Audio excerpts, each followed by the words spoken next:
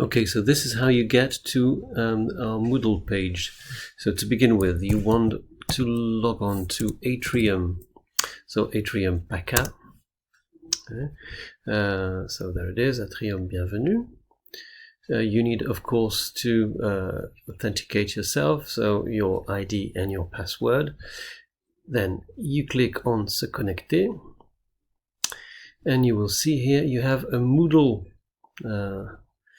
tab. So you click on that, and then you get to a certain number of things. It will be different. This is my my account with all my classes. So your class is this 822.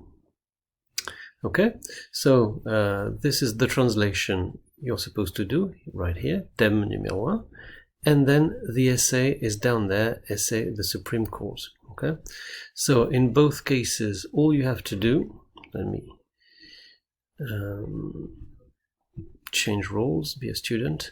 All you have to do is click on thème Catherine Cusset, so you have the text of the thème, and when you're ready, you click on Ajouter un travail, and you can write directly in there. And same thing for the essay. Okay, thank you. And when you're finished, of course, enregistrer, and that will do. All right then. We'll see you on Tuesday. Bye.